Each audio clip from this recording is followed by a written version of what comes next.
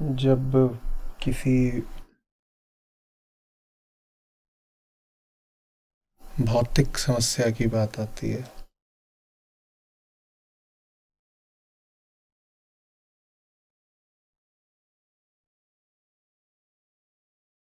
तब वहाँ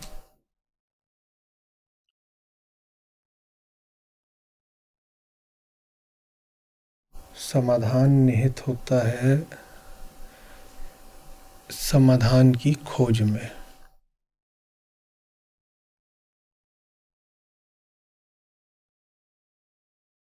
समस्या है,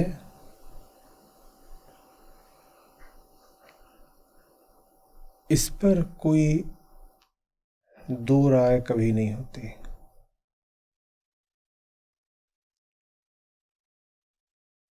समस्या का होना बिल्कुल निर्विवाद और प्रमाणित बात होती है भौतिक जगत में। क्यों? क्योंकि जो भौतिक है वो स्थूल है। स्थूल है तो इंद्रियों से दिखता है, और हम इंद्रिय जीवी लोग हैं जो इंद्रियों के देखे को ही सच मानते हैं। तो कोई पुल है और उसमें दरारें हैं तो दरारें दिख जाएंगी, आंखों ने देख ली दरारें, और आंखें नहीं देख पा रही तो कोई उपकरण होगा, वो उन दरारों को पकड़ लेगा, उस उपकरण से जो रिपोर्ट निकलेगी उस रिपोर्ट को आंखें देख लेंगी।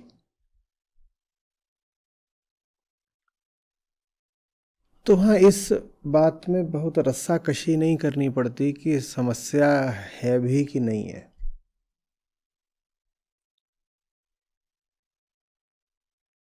बहुत प्रामाणिक विधियां उपलब्ध हैं समस्या के होने को स्थापित करने के लिए। तो वहाँ फिर आदमी अपनी सारी ऊर्जा लगाता है समस्या का उपचार, समाधान खोजने में। ये बात वहाँ की दुनिया पर भी लागू होती है और इस दुनिया पर। इस दुनिया माने ये जो भौतिक देह है इस पर भी, दोनों भौतिक ही है ना। पुल में दरार पड़ी हो वो भी किसी उपकरण से जांचा जा सकता है, और हड्डी में दरार पड़ी हो वो भी किसी उपकरण से जांचा जा सकता है। अंततः दोनों में आनी आपके सामने एक रिपोर्ट ही है। उस रिपोर्ट को अपनी आंखों से आप देख लोगे। एक्सरे सामने आता है, उसमें तो दरार दिखाई ही पड़ जाती है। चिकित्सक क्या आप भी देख सकते हो, ये रही हड्डी, ये रही दरार।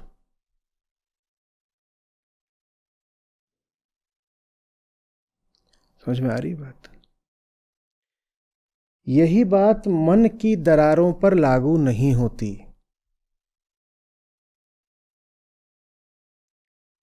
कोई इतना अंधा नहीं होता कि कपड़ा फटा हो तो दिखाई न दे, और किसी को कपड़ा फटा नहीं दिखाई दे रहा हो, मान लो आंखों में रोशनी कम हो गई है, तो फटी जगह पर उससे कह दो हाथ फेर ले। ये जो त्वचा की इंद्रिय है ये भी पर्याप्त पड़ेगी। वो ऐसे हाथ फेरेगा कपड़े पर और उसे पता चल जाएगा हाँ यहाँ कुछ फटा सा है। फटे मन को कैसे पकड़ोगे?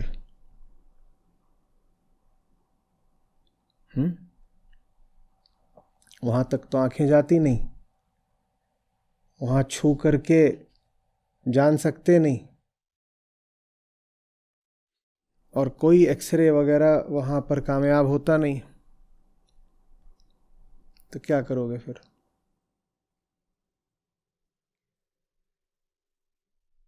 पाखंड करोगे।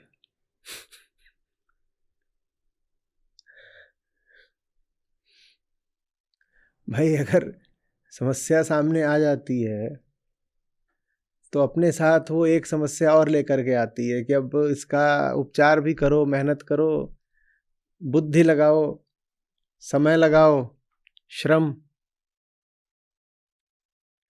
है ना। तो एक तो समस्या ये कि कुछ बिगड़ा है, अब बिगड़ गया। और दूसरी समस्या ये कि जो बिगड़ा है उसको समेटने में, ठीक करने में अपना निवेश करना पड़ेगा।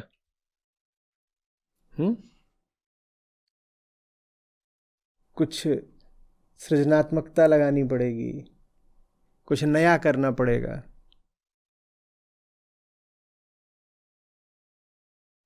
कुछ सकारात्मक विचार चाहिए होगा, प्रयोग करना पड़ेगा।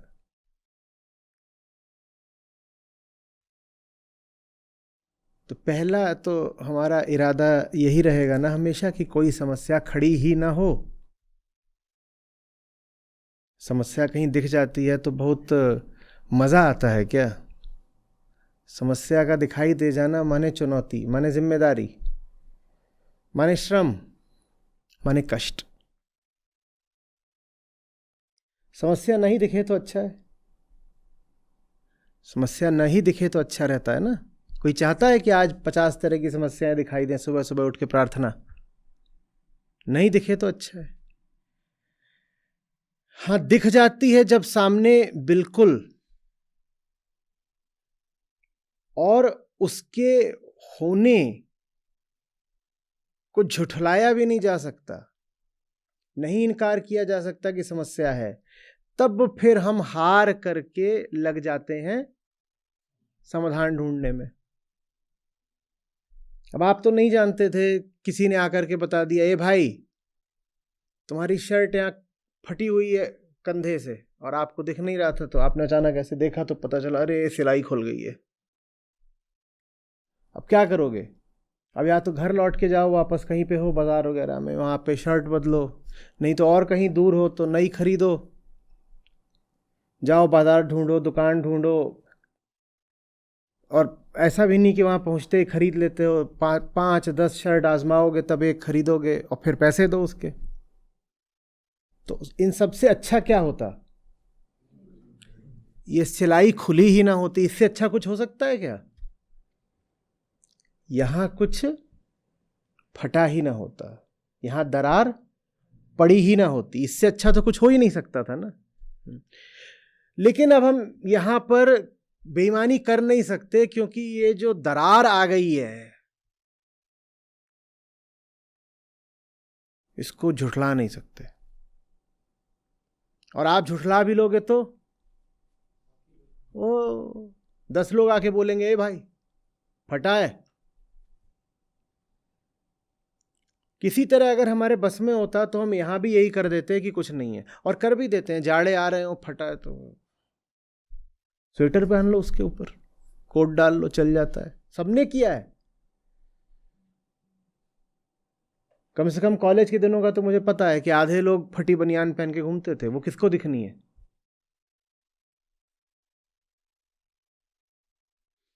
और वो चीज ऐसी होती है निटेड कि उसमें इतना सा हुआ नहीं छेद कि वो फिर इतना बड़ा हो जाता है, तो किसको दिखना है। अभी भी यहां सब बैठे हैं, मोजे अभी देखे जाए तो कहीं ना कहीं उसमें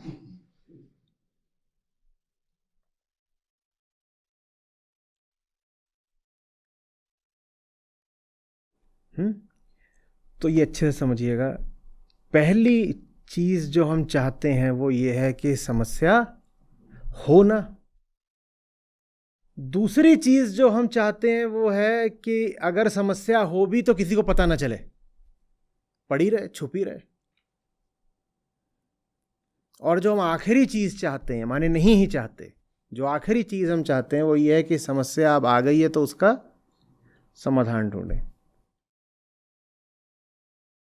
भौतिक जगत में तीसरा विकल्प ही लगाना पड़ता है, क्योंकि पहला तो हमारे हाथ में नहीं होता, वो तो संयोग की बात है और प्रारब्ध की बात है और कर्मफल की बात है कि समस्या पैदा हो गई। अब जिंदगी अगर गलत जी रहे हो तो समस्या तो आएगी ही आएगी। उल्टे पुल्टे कर्म करें हैं तो कर्मफल तो आएगा ही आएगा। और कई बार आपने कुछ नहीं भी किया हो तो प्रकृति चीज ऐसी है कि वो विचित्र तरीके की अप्रत्याशित चुनौतियां खड़ी कर देती है। आप क्या कर लोगे? हो सकता है आप एक अच्छी साधारण सीधी सादी जिंदगी जी रहे हो, लेकिन पता चले कैंसर हो गया। हो जाता है आजकल, किसी को भी हो जाता है। आपने कुछ नहीं किया लेकिन प्रदूषण इतना है। एक दिन खांसते खांसते वहां पहुंचे डॉक्टर के पास, उसने कहा अरे फेफड़ों में फलानी बीमारी हो रही है, फाइब्रेशन हो रहा है। आपने क्या किया? तो अब झुठला नहीं सकते। वहां पे उसने आपको क्या दिखा दिया? इतना बड़ा रिपोर्ट दिखा दी, अब क्या झुठलाओगे? फेफड़े हैं तुम्हारे ही हैं। तो जो पहली चीज होती है बहुधा हमारे हाथ में नहीं होती कि समस्या आए ही ना। समस्या का आना ना आना हमारे कर्मफल पर होता है और संयोग पर होता है। जो दूसरा विकल्प होता है उसकी हम कोशिश कर ले जाते हैं भौतिक जगत में भी। दूसरा क्या होता है कि समस्या आई, जिसको कहते हैं स्वीपिंग अंडर द कारपेट, कि कूड़ा बहुत है तो उसको ऐसे थोड़ा सा कालीन उठाया और कूड़े को झाड़ दिया कालीन के नीचे।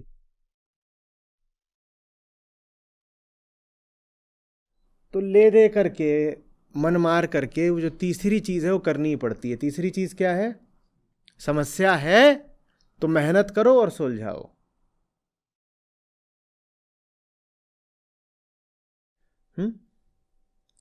लेकिन हमारी हसरत क्या रहती है? चाहते क्या हो? कि समस्या हो ही ना। इससे अच्छा तो कुछ हो ही नहीं सकता कि समस्या है ही नहीं। लेकिन हम पकड़े जाते हैं क्योंकि समस्या का प्रमाण कोई ना कोई सामने ला देता है। कभी कोई डॉक्टर, और कभी कोई दोस्त, कभी कोई अजनबी जो आके पीछे से ऐसे हाथ रखेगा कंधे पे और बोलेगा भाई साहब शर्ट फटी हुई है।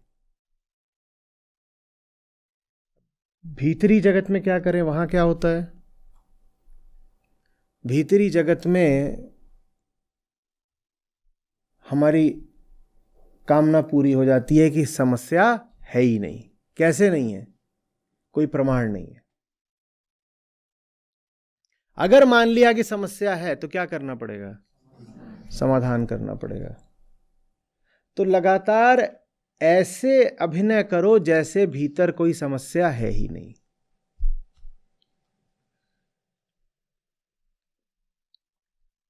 ऐसे रहो कि कोई समस्या है ही नहीं। अभिनय के साथ एक खास बात होती है, लंबे समय तक किया जाए तो यथार्थ बन जाता है। आप अच्छे अभिनेताओं से बात करिए, खासकर जो मेथड एक्टिंग करते हैं। मेथड एक्टिंग क्या होती है? इसमें वो अपने आप को जता लेते हैं कि वो अपने द्वारा अभिनीत किया जा रहा चरित्र ही हैं।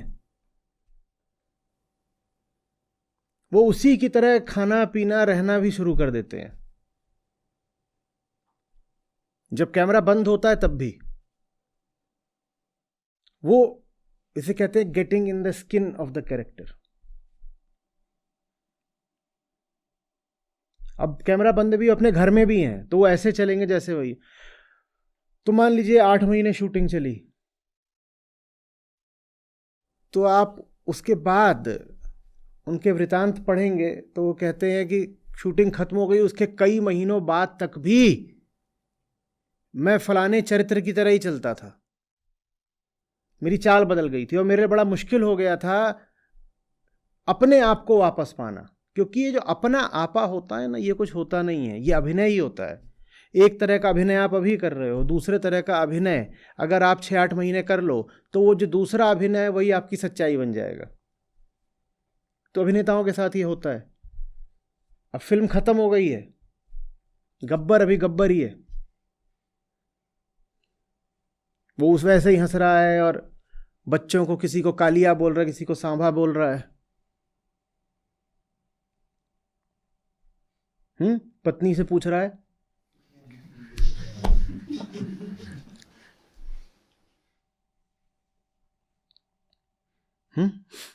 बॉस से छुट्टी चाहिए होली की, तो क्या पूछ रहा है?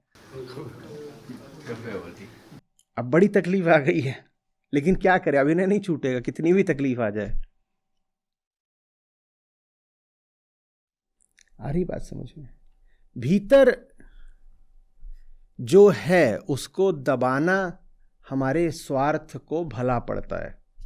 दबाओगे नहीं तो उपचार में सश्रम निवेशित होना पड़ेगा।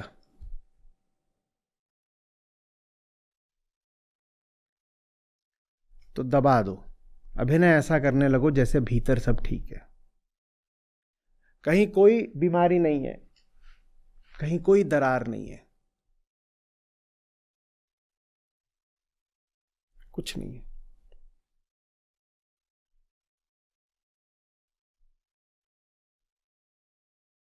समझा रही बात? हम सब इस कला में पारंगत हो जाते हैं अभ्यास कर करके।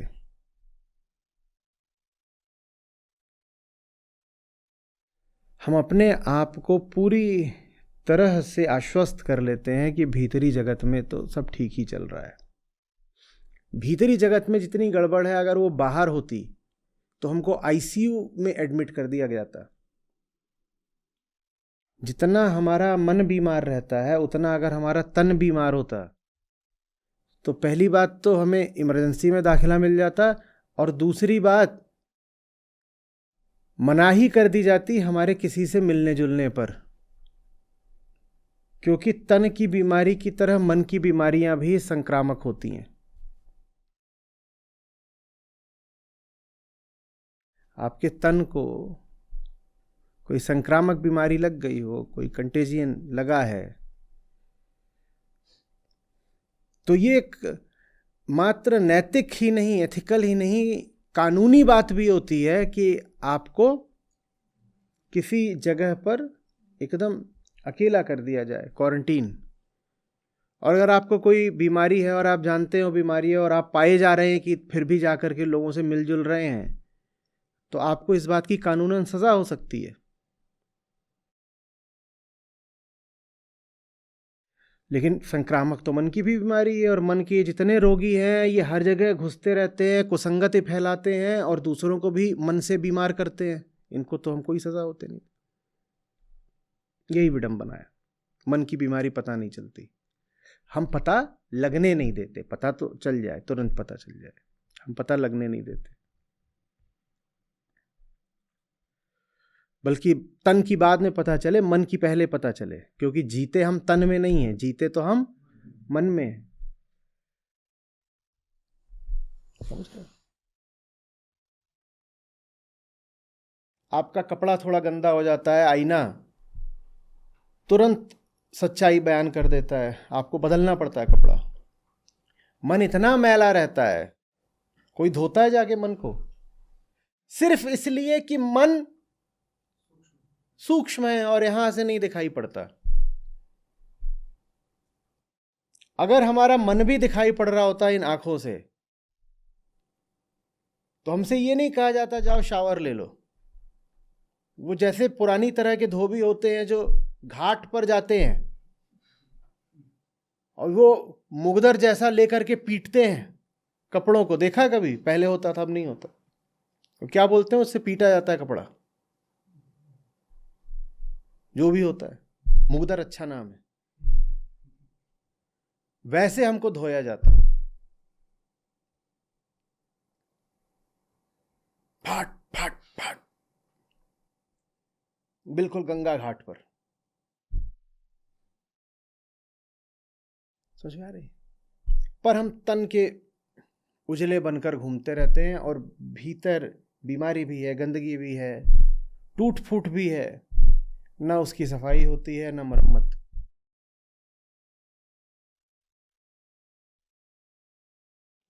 समझ में आ रही? अब बाहर बाहर सब क्या चलता रहता है, जैसे सब ठीक है, सब बढ़िया है। और अगर ठीक नहीं है तो उसका उपचार भी हो जाएगा। लोग लगे रहते हैं बाहर का उपचार कराने में। अब दिवाली आ रही है तो सब घरों में पुताई हो रही है, मरम्मत भी हो रही होगी, नए कपड़े बन रहे होते हैं, और फर्नीचर भी टूटा फाटा है तो इन दिनों ठीक कर लेते हैं लोग।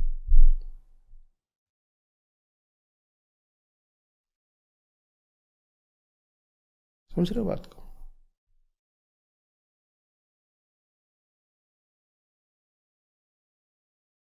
आज जो हमारे सामने चीज़ है वो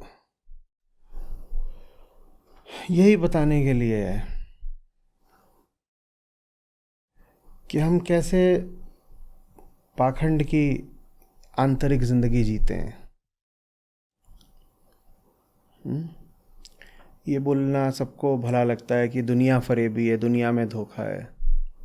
दुनिया में धोखा इसलिए क्योंकि सबसे पहले हम अंदरूनी धोखे में जीते हैं। हम खुद को बहुत धोखा दिए रहते हैं।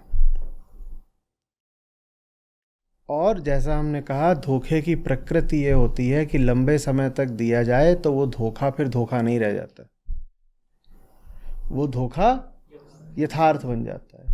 आप लगभग सहज हो जाते हैं उस धोखे के साथ। अब सहजता ऐसा शब्द है जो सच्चाई और आत्मा के साथ ही जुड़ना चाहिए, ठीक है ना? लेकिन विचित्र बात यह है कि हम धोखे के साथ भी सहज हो सकते हैं। आपने लोग देखे होंगे जो सफेद झूठ बोलते हैं, उनको प्रयास ही नहीं करना पड़ता, वो सहज झूठ बोलते हैं। उनको बड़ा भारी प्रयास करना पड़ता है कभी सच बोलने के लिए। कोई सीधी सी भी बात होगी, अब पूछो कितनी है? 3।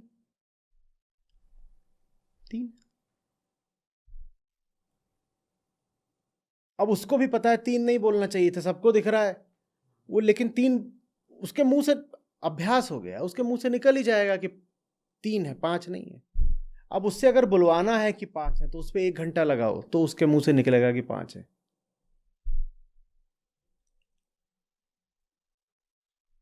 इस क्षण में वो हो सकता है बदनीयत ना भी हो, वो चाह भी रहा हो, क्योंकि अब लाज की बात होती है ना, सब देख रहे हैं कि कितनी है, पर मेरे मुंह से बार बार यही निकल रहा है कि सारे साक्ष्य प्रमाण तर्क उपलब्ध है कि 5 हैं, लेकिन फिर भी मेरे मुंह से यही फिसला जा रहा है कि 3 है, क्योंकि अभ्यास हो गया 3 का। कर लो कोशिश।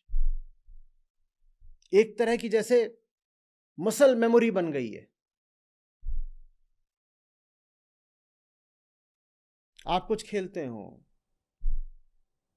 और उसमें आपने एक तरह से खेलने का अभ्यास कर लिया है, कुछ भी आप मान लीजिए क्रिकेट खेलते हैं, आप बॉलर हैं, आपने एक तरह से बॉल डालने का अभ्यास कर लिया है। अब कोई आके आपको बता भी दे कि तुम ये जैसे बॉल डाल रहे हो ना, ये गलत है, ये चेकिंग है, तुम ये कर रहे हो, वो समझ भी गया, वो खुद भी नहीं चाहता कि ऐसे करे, क्योंकि उसको पता है ऐसे करेगा नो बॉल हो जाएगी, लेकिन फिर भी अब वो सही तरीके से गेंद डाल नहीं पाएगा। उसको दिख रहा होगा कि वो नो बॉल कर रहा है, लेकिन वो नो बॉल करता जाएगा।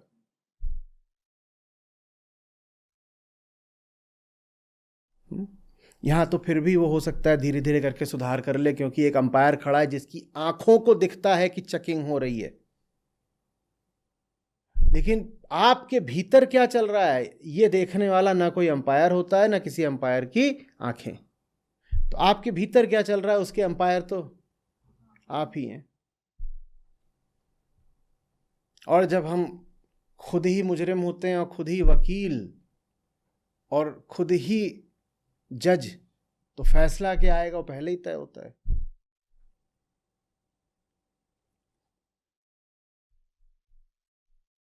सोच में आ रही है बात? बाहर आप किसी गलत आदत, गलत अभ्यास में पड़ गए हों, उसका सुधार ज्यादा संभावित है, क्योंकि दिखेगा, आपको भी दिखेगा और दुनिया को भी दिखेगा। आप झूठ भी बोलोगे, बेईमानी भी करोगे, तो कोई और आके बार बार टोका टोकी कर ही देगा। कितनों को रोकोगे? लोग टोकेंगे, बार बार टोकेंगे,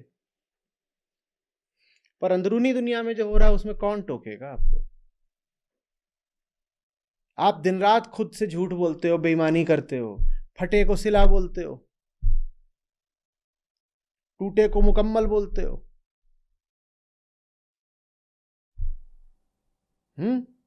जो बिल्कुल चूरा चूरा हो चुका है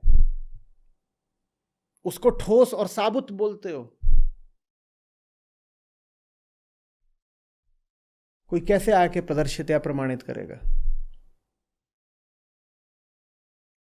और एक समय ऐसा आता है जब आपको अपने भीतरी झूठ में, अपने ही भीतरी प्रोपेगेंडा में इतना विश्वास हो जाता है कि अब कोई बाहर से आके आपको यथार्थ बताए तो वो आपको दुश्मन लगता है। आप कहते हो सब कुछ ठीक है और ये मुझे बताने आया है कि सब ठीक नहीं है, ज़रूर ये मुझसे कोई स्वार्थ ऐंठना चाहता है या ये मुझे नीचा दिखाना चाहता है।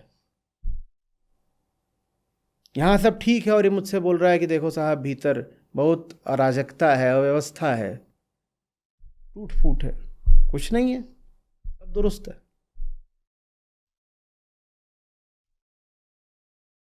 आप उस आदमी से बचने की कोशिश करते हो कि नहीं करते हो? जो आके आपको बताए कि भाई तेरे ये आप उससे बचोगे। ये तो फिर भी हो सकता है कि आपके कोट पर दाग लगा हुआ था, आपने दाल पी थी, दाल थोड़ी गिर गई थी यहाँ पे, कोई आके आपको बता दे कि निशान है दाल का, उसको तो आप बोल दो धन्यवाद। ये संभव है, बोल भी देते हो, किसी ने बता दिया है there is a spot there, आप बोलोगे थैंक यू। किन कोई आके बता दे मन दागदार है, उसको धन्यवाद बोलना बड़ा मुश्किल हो जाता है। हमें लगता है कि जैसे किसी ने हमारा कोई गुप्त रहस्य जान लिया हो, बल्कि खींच उठती है कि तुझे अधिकार किसने दिया हमारे भीतर घुस करके हमारे राज जानने का। ये हमारी भीतरी जगह है। You are interfering in my privacy. नहीं, मेरे कोट पे दाग लगा है, तूने बता दिया, शुक्रिया, पर मेरे मन पे दाग लगा है, ये तूने पता ही क्यों किया? और अगर तूने पता किया है तो फिर ये तो छोड़ दे कि तुझे धन्यवाद मिलेगा, तू मेरे कोप का भागी बनेगा। होता है कि नहीं होता है? ये अजीब बात है।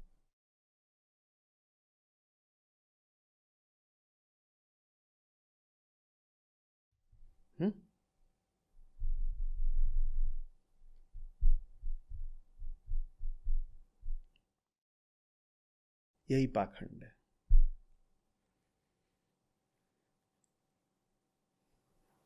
जहां हम जीते हैं वो जगत भीतर है, लेकिन उस जगत को जानने का हमारे पास कोई साधन नहीं है हमारी ईमानदारी के अलावा। और ईमानदारी का मतलब ही होता है कि वहां बस जाना जाएगा, प्रमाण पर बात नहीं चलेगी। प्रमाण तो बेईमानों को भी दिखा दो तो उनको मजबूर होकर मानना पड़ता है। ईमानदारी का मतलब होता है प्रमाण उपलब्ध नहीं है तो भी मैं जानूंगा और मानूंगा। एक बेईमान आदमी हो, उसके सामने भी 10 सबूत रख दो तो हार के उसको फिर बात माननी पड़ेगी, वो ईमानदारी नहीं कहलाती। ईमानदारी का मतलब ही है कि जहां पर ठोस स्थूल प्रमाण उपलब्ध नहीं भी हैं, मैं वहां भी कहूंगा कि देखो सबूत भले ही कुछ ना हो पर मैं जानता हूं एक चोरी हुई है, इसका कोई सबूत नहीं है, कोई सबूत है ही नहीं, कोई गवाह नहीं है, किसी ने नहीं देखा, कहीं कोई सीसीटीवी फुटेज नहीं है, चोरी की चीजों पर किसी की उंगलियों के निशान नहीं मिल रहे, कोई भी किसी तरीके से साक्ष्य नहीं है कि मैंने चोरी करी है। लेकिन फिर भी मैं स्वीकार करता हूं कि मैंने चोरी करी है। क्यों? क्योंकि मैंने करी है भाई, और कौन सा सबूत चाहिए? दुनिया नहीं साबित कर पाएगी मैंने चोरी करी है, पर एक व्यक्ति तो है ना जो जानता है मैंने चोरी करी है। वो व्यक्ति कौन है? मैं। बेईमानी तो सबूतों पर आश्रित होती है। बेईमान आदमी कहेगा नहीं मैंने नहीं करी है, फिर उसको अदालत घसीट के ले जाओ, उसको 10 प्रमाण दिखाओ, तो फिर वो वहां पर कबूलता है हाँ मैंने चोरी करी है। न भी कबूले तो सजा करी जाती है उसको, जा घुस, इतने तो सबूत हैं, तू नहीं करी है चोरी। ईमानदारी का मतलब है कहीं कोई प्रमाण नहीं है, ना हो प्रमाण। अरे जब मैंने ही करी है तो मैं ही तो जानता हूं कि मैंने करी है, प्रमाण की क्या जरूरत है? मैं ही तो चोर हूं। जब मैं ही चोर हूं तो क्या गवाह क्या सबूत? मैं ही तो चोर हूं, मुझे ही तो पता होगा ना कि मैं चोर हूं। ये ईमानदारी।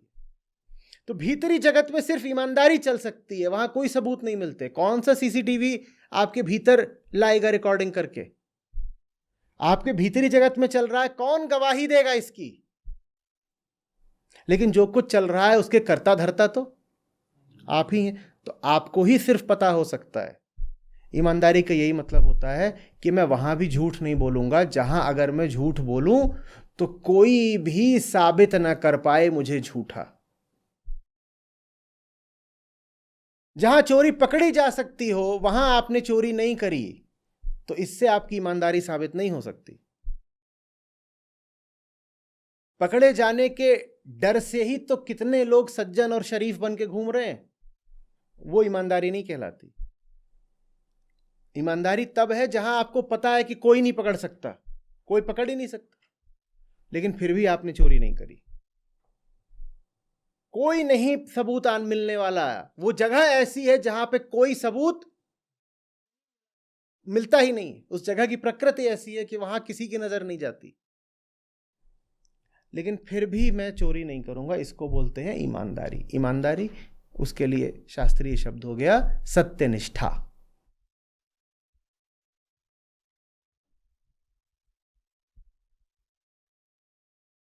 सत्यनिष्ठा कह लीजिए, मुक्ति निष्ठा कह लीजिए, या धर्मनिष्ठा कह लीजिए, ईमानदारी।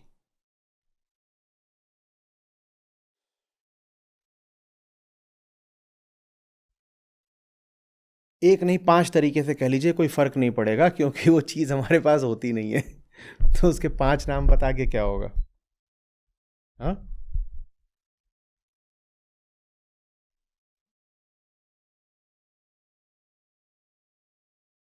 समझ में आ रही है बात? ये हाँ, कोई सबूत मिलता नहीं तो हम घोषित कर देते हैं हाँ कोई गड़बड़ है नहीं। कौन माने कि गड़बड़ है? फिर लज्जित अनुभव करे, फिर मेहनत करे कि गड़बड़ ठीक करो, और मेहनत का भी परिणाम कुछ तय नहीं। बड़ी मेहनत कर ली फटे को सिलने की, लेकिन फिर भी सफल हुए नहीं। कौन झंझट में पड़े? इन सबसे कहीं बेहतर है घोषित कर दो सब बढ़िया है, भीतर सब बढ़िया है। कहीं कोई गड़बड़ है भी तो कहाँ है? तो पूरी दुनिया लगी हुई है बाहरी समस्याएं सुलझाने में, जबकि जितनी बाहरी समस्याएं होती हैं वो होती भीतरी समस्याओं का प्रतिबिंब मात्र है। पर बाहर जो हो रहा है अब उससे नजरें फेर नहीं सकते, उसके होने को अस्वीकार कर नहीं सकते, तो लगे रहो। तो अब बाहर क्लाइमेट चेंज है तो हार के मन मार के थोड़ा बहुत कुछ पूरी दुनिया को करना पड़ रहा है। कर कुछ नहीं रहे हैं, कर एकदम कुछ नहीं रहे हैं, पर फिर भी औपचारिक तौर पर ऊपरी ऊपरी दिखावे के लिए हम यूं अभिनय करते हैं जैसे हम बाहर कुछ कर रहे हो, क्योंकि वहां प्रमाण उपलब्ध हो गया है ना। वहां दिख रहा है कि आंधी तूफान बढ़ रहे हैं, तापमान बढ़ रहा है, जल स्तर बढ़ रहा है, बर्फ भयानक रूप से पिघलती जा रही है। हर तरीके के अब प्रमाण उपलब्ध हो रहे हैं, तो मजबूरी में मानना पड़ता है कि बाहर समस्या है। लेकिन वो जो बाहरी समस्या है वो जिस भीतरी केंद्र से आ रही है उसको हम कभी नहीं मानने वाले, और इसी कारण वो बाहरी समस्या कभी हल नहीं होने वाली। क्योंकि समस्या कोई भी हो मनुष्य की, वो बाहरी नहीं होती, सर्वप्रथम भीतरी होती है।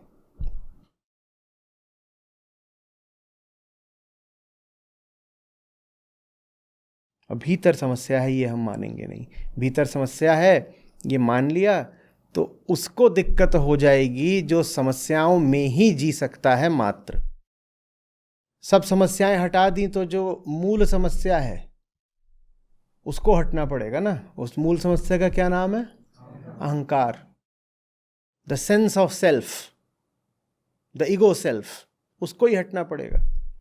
तो भीतरी समस्या बनी रहे, इसमें उसका बड़ा भारी स्वार्थ है। बाहरी समस्याओं से लड़ने में सूरमा बन जाओ और दर्शाओ कि देखो हम तो कितने बड़े एक्टिविस्ट हैं, बड़े सक्रिय कार्यकर्ता हैं ये जलवायु परिवर्तन के खिलाफ, या अन्य कोई भी समस्या उठा लो, बहुत सक्रिय कार्यकर्ता है, और भीतरी तौर पर बिल्कुल बेखबर, बेखबर भी नहीं, बेईमान। बेखबरी में तो थोड़ी मासूमियत होती है, भीतरी तौर पर बिल्कुल बेईमान।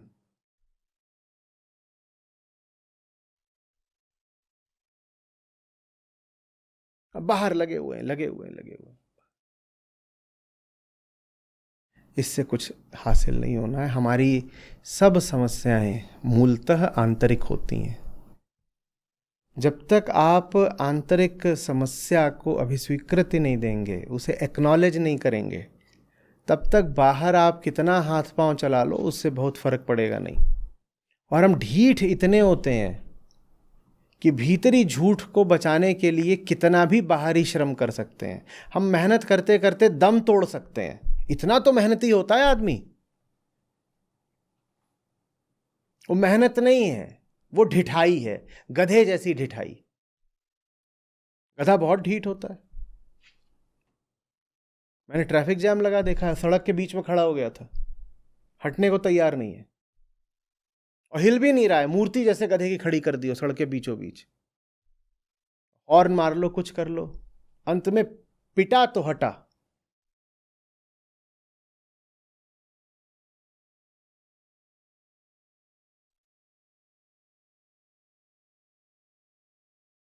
ये जो आम आदमी को इतनी मेहनत करते देखते हो जिंदगी भर, तुम्हें क्या लगता है सचमुच इस मेहनत की जरूरत है? ये कोई अर्जुन वाला श्रम है कि कुरुक्षेत्र में लड़ाई हो रही है, धर्म युद्ध लड़ रहा है, इसलिए पसीना बहा रहे हैं और खून बहा रहे हैं? नहीं, कुछ नहीं। ये जो आम आदमी मेहनत करता है, ये क्या है? ये बस ये है कि असली लड़ाई नहीं लड़ूंगा, नकली लड़ाई में बताओ कितनी मेहनत करनी है, सारी मेहनत कर दूंगा। वो सारी मेहनत एक तरह से अस्तित्व को घूस देने जैसा है। देखो, मेरी भीतरी चोरी का पर्दाफाश मत करना, मैं रोज तुमको घूस दूंगा मेहनत कर करके। बस जो भीतरी स्थिति है वो अनावृत नहीं होनी चाहिए। लगे हुए हैं बाहर मेहनत करने में। क्या बोल रहे हैं कि कर्तव्य निभा रहे हैं, जिम्मेदारियां निभा रहे हैं। अब अंदरूनी बात यह है कि तुम्हारे सब कर्तव्य फटे हुए हैं,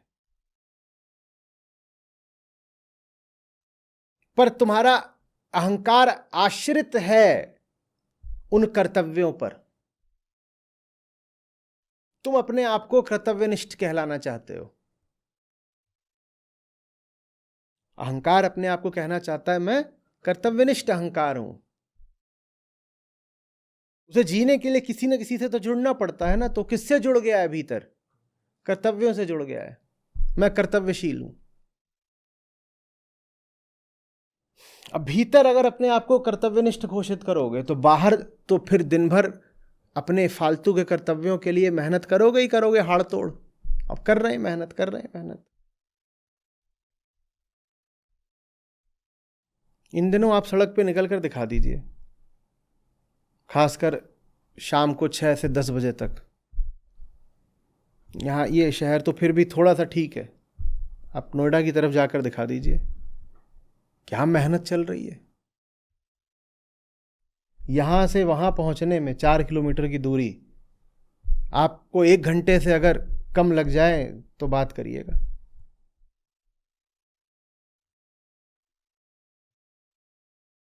हम मेहनत कश लोग हैं।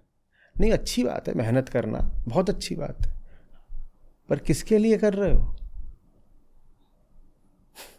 किसके लिए कर रहे हो? ये सारी मेहनत, वही जो कहा कि अस्तित्व को घूस देने जैसी बात तो नहीं है देखो मेरी चोरी किसी को मत बताना, मैं जिंदगी भर कमा कमा के तुम्हें खिलाऊंगा, बस किसी को बताना मत कि भीतर से फटा हुआ हूं।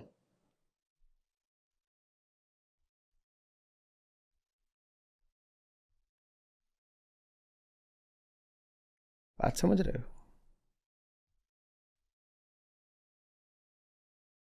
आत्मज्ञान का यही मतलब होता है, अपनी भीतरी चोरी पकड़ना। बाहरी चोरी तो सेंसर्स भी पकड़ देंगे। बाहरी चोरी पकड़ने के लिए तो दुनिया पर्याप्त है। कभी डॉक्टर होता है वो बाहरी चोरी पकड़ देता है, कभी कानून पकड़ लेता है, कभी पुलिस पकड़ लेता है, कभी पड़ोसी पकड़ लेते हैं, कभी दोस्त यार पकड़ लेते हैं, कभी अपरिचित लोग भी पकड़ लेते हैं। बाहर समस्या है ये बात छुपी नहीं रहती आमतौर पर, वो अपनी उद्घोषणा कर देती है, इंद्रियों के माध्यम से ही उसका पता लग जाता है। डॉक्टर के पास आप न भी जाओ, हड्डी में दरार है, तो आपकी अपनी इंद्रिय आपको बता देगी कि बेटा कुछ बहुत गड़बड़ हो चुकी है। हाय हाय।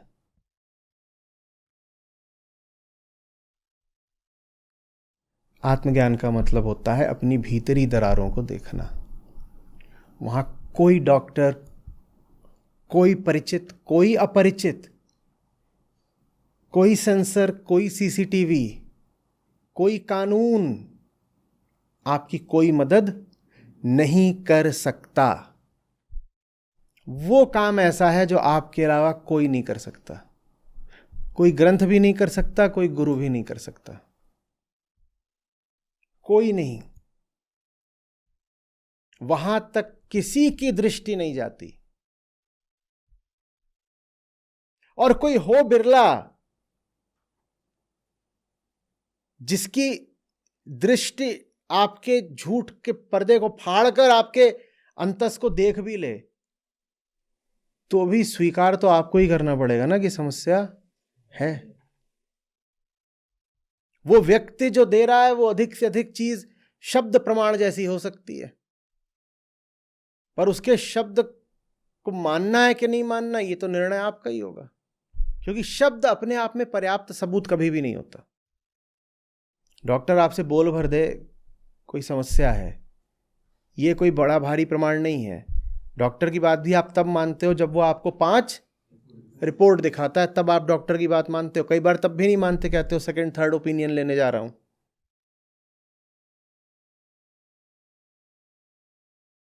तो पहली बात तो कोई बाहर वाला आके आपको आपकी अंदरूनी हालत बता नहीं सकता। दूसरी बात, कोई बिरला अगर हो कृष्ण सरीखा, वो आके आपको बता भी दे। अब कृष्ण ठीक है, बिल्कुल झांके ले रहे थे अर्जुन के अंदर, उन्हें दिख रहा होगा, पर अगर कोई बता भी दे तो भी मानना या नहीं मानना ये तो आपके हाथ में।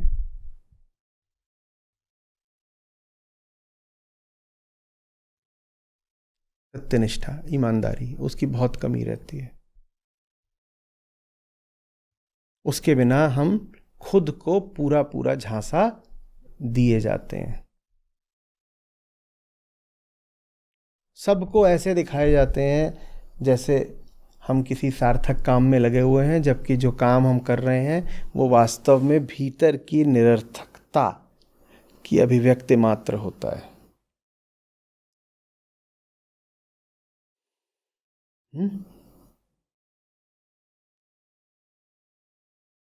जितनी मेहनत हम अपने झूठों पर पर्दा डालने के लिए कर लेते हैं, उसकी आधी तिहाई चौथाई मेहनत भी अगर हम अपने झूठ को मिटाने के लिए कर लें तो हमारा भी जीवन सार्थक हो जाएगा और दुनिया में जितनी बाहरी समस्याएं हैं वो भी हल हो जाएंगी। नुकसान का सौदा है। जहां गंदगी है उसको पड़े रहने देना और बस उस गंदगी के प्रभावों की सफाई करते रहना नुकसान का सौदा है,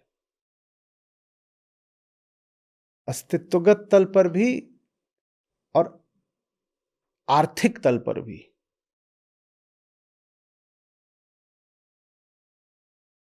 बात समझ रहे हो? आपके मोहल्ले में एक कूड़े का ढेर हो, खाली प्लॉट पड़ा था, उस पे सब कूड़ा लाके डालते हैं। कूड़ा ही है, कुछ बस कूड़ा, 2 कौड़ी का कूड़ा। लेकिन उस कूड़े के कारण वहां पे तमाम तरह के मक्खी, मच्छर, कीड़े और बीमारियां और जीवाणु वहां सब अपना पनपने लगे हैं, और मोहल्ला पड़ने लगा है एकदम बीमार। तो मोहल्ले वालों ने सभा की और खूब खूब पैसे जोड़े, इकट्ठा करे, और एक बड़ा भारी अस्पताल मोहल्ले में बनवाने में जुट गए। यह है आम जिंदगी।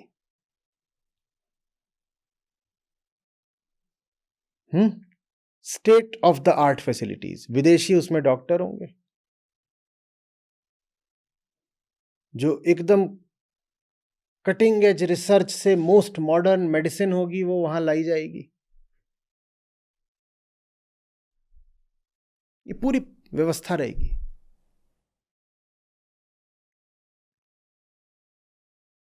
एम्बुलेंस भी मर्सिडीज की होगी। मोहल्ले वाले बोल रहे हैं कि सब बेच देंगे, घर द्वार बेच देंगे, मोहल्ला भी बेच देंगे, पर ये अस्पताल शानदार होना चाहिए।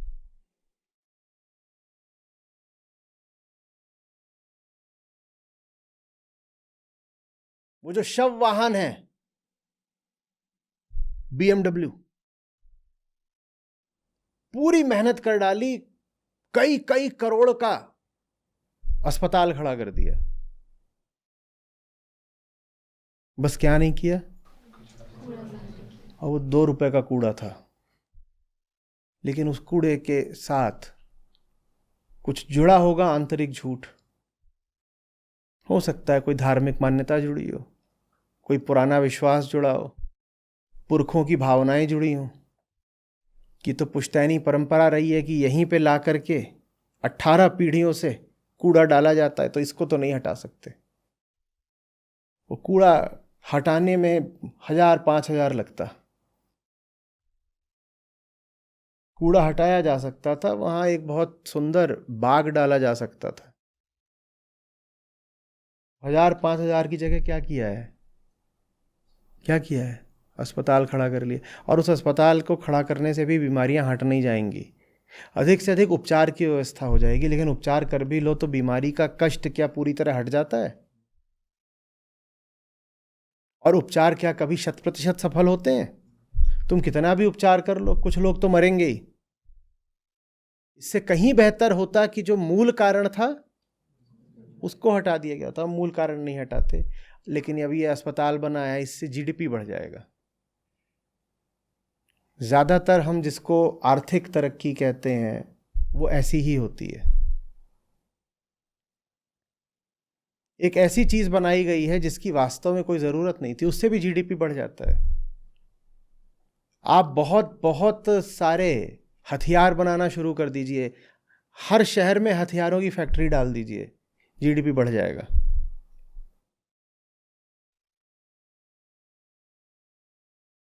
नशे की सामग्री आप खूब बनाने लगी, बनाने ही नहीं लगी है, निर्यात करने लगी है नशे का, GDP बढ़ जाएगा। कई देश हैं उनकी अर्थव्यवस्थाएं चलती ही इसी पर हैं, ओपियम इकोनॉमीज। वो यही सब उगाते हैं, फिर उसकी प्रोसेसिंग करते हैं और फिर उसको एक्सपोर्ट करते हैं, और अर्थव्यवस्था उनकी फलती फूलती है, कोई समस्या नहीं। ये है आम जिंदगी और आम तरक्की, जहां बाहरी सफलता पाई ही इसीलिए जा रही है ताकि भीतरी विफलता किसी तरह छुपाई जा सके। और भीतरी विफलता की सफाई कहीं ज्यादा आसान काम था। वो जो कूड़े का ढेर है उसको हटाना बहुत आसान काम था ना, कि इतना बड़ा अस्पताल खड़ा करा, वो ज्यादा आसान काम है? क्या ज्यादा आसान है? पर नहीं हटाना है। वो भीतर है ना कूड़ा, वो नहीं हटाना है। कूड़ा साबुत रहे, और उस कूड़े के रहने के कारण बाहर खूब तरक्की करो, वो तरक्की मजबूरी है।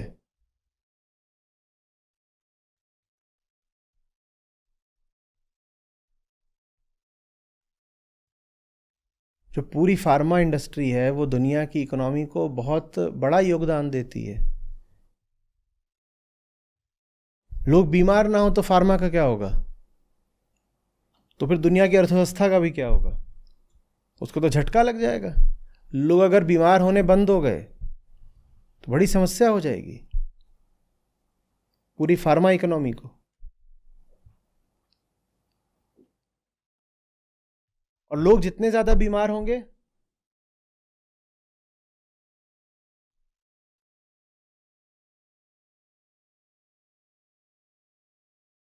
बात समझ रहे हो?